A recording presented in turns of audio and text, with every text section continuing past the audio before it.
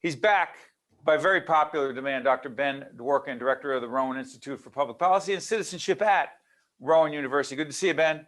Good to see you, Steve. Thanks for having me back. As always, listen, we're doing this at the end of June, be seen a little bit later. Put in perspective the January 6th hearings, the congressional hearings. President just said, the former president just said the other day, hey, listen, they're doctoring these videos. This was just a simple protest that got out of hand. That's what President Trump said. A, is he accurate? B, why should the rest of the state and the nation care about the January 6th hearings? Okay, so first of all, no, he was not accurate. What happened on January 6th was an insurrection, and it was unprecedented in American history. And that's why these hearings are so significant. And there are three big sort of factors I think we should be considering in terms of the implications of these hearings. First of all, it's a historical record. I mean, this is the first time somebody has really done thousands of interviews, just seen footage that the media had not seen before, that the public had not seen before. So putting it all together officially to say, this is what happened, here is the proof, here are the people talking about it, that's part of it.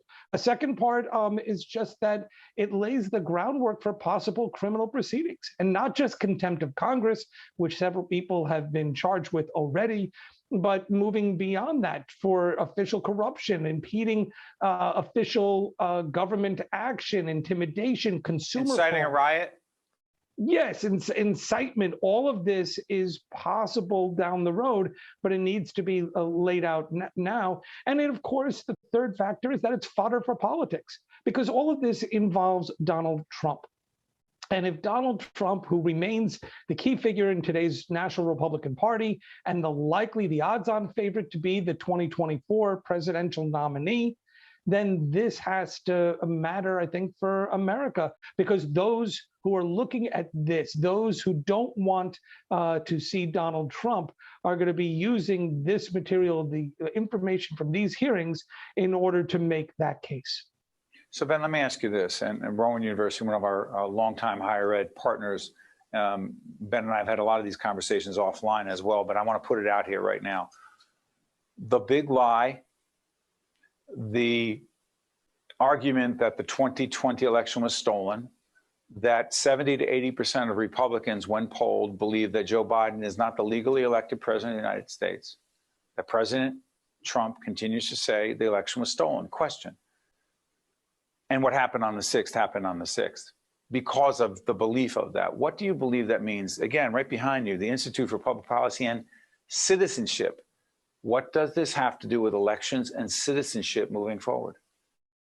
I think it just makes it's a very challenging time to be an American citizen, which is why places like RIPAC, the Rowan Institute for Public Policy and Citizenship, need to grow and exist in the first place. It's a challenging time. You know, we used to be a country where if you laid out the American electorate on a diagram, we look like a bell curve. Right? We were all mostly in the middle, people right of center, people left of center, and then you had the extremes.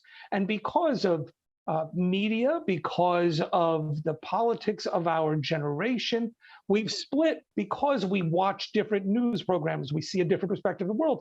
We're no longer that bell curve. Now we're sort of like a two-hump camel. The center has been hollowed out, and people are generally on these two sides. And this hyper-partisanship, this kind of division, makes it tough to come together in any kind of format in terms of the American polity. And this is it's a very challenging time to be a citizen, which is why it's so important to be an engaged, informed citizen right now. So along those lines, for people who are saying, Steve, seriously, you're doing another program talking about January 6th, talking about the election of 2020, talking about President Trump, talking about the insurrection, if you will, at the Capitol. Shouldn't we be talking about inflation, President Biden, his inability to take responsibility, as many would argue, legitimately so in the eyes of many, that he is not taking responsibility for gas prices, inflation, the Afghanistan situation, a whole range of issues. We in the media, including those of us in public broadcasting, we're focusing on the wrong thing. Move on from January 6th. Let's get focused on things that, quote, as many Republicans say, and others, that people, quote, really care about, Ben. Is that what we should be doing? What people really care about, and then doing that programming? Look, I think we could walk and chew gum at the same time. The American people aren't stupid. They can do more than one thing, and they can focus on more than one thing. Can we, Ben? Can we? Yes, absolutely we can. If people treat the American public like serious people, as opposed to saying, I'm going to give you 3 bullet points and that's all you're capable of learning or understanding. There's subtlety in politics. There are issues we all face. You can't ignore January 6th if for no other reason than Donald Trump will not ignore January 6th in the 2020 election. And he is still out there. He is the guest who won't leave. But you still obviously have issues like, inflation and everything else and supply chain that we still have to deal with as well. But Ben, here's the thing. There's a piece that was written by our colleague Tom Moran over at NJ.com, the Star Ledger. He talks about, quote, Republican selective laryngitis. You can pick it up. You can't see that right there. Go read Tom Moran on NJ.com. Republican selective laryngitis spreading in New Jersey swing districts. So there are several congressional districts in New Jersey that may, in fact, in this 2022 election in November, dictate who controls the House of Representatives in Congress in Washington. The 7th district with Tom Malinowski, the incumbent congressman, Tom Kaine Jr., state senator running against him. Tom Kaine Jr., we've had on many times. He will not talk about the election of 2020. He will not talk about January 7th. He does not talk about whether he believes President Trump incited a riot. He doesn't say anything about whether he thinks President Biden's the legally elected president or not. Point being, there are a whole range of Republicans. In Andy Kim's district, Congressman Kim, he's saying his Republican opponent won't say a word about January 6th. You said we can't ignore it. Moran's saying many Republican candidates for Congress are ignoring it because it doesn't help them and they have a better chance of winning. If they do, House is likely to go Republican. It's true. Look, the House is likely to go Republican for a number of different reasons.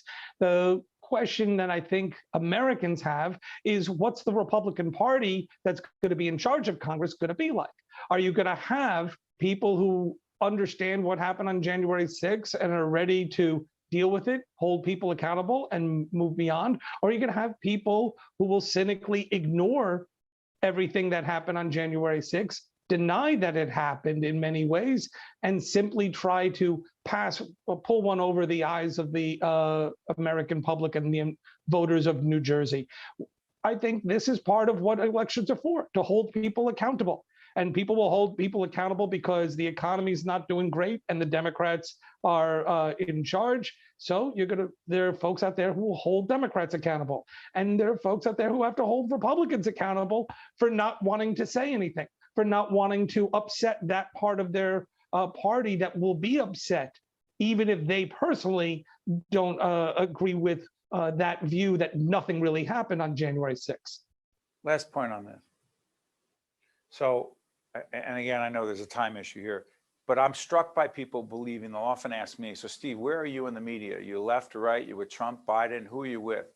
And I'll ask them, I'll say, you know what? I didn't think we were supposed to pick sides, meaning this conversation is about what we saw on that video about January 6th.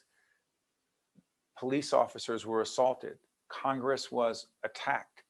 The election, they attempted to stop it. That's not a political point of view. And that's not some soapbox I'm on. Is it not fair to say that we in the media have responsibility to say what it is and people can decide for themselves, but we don't have to we're for or against one candidate or another, and that dictates how we cover or analyze these things, Ben? Am I making too much of that?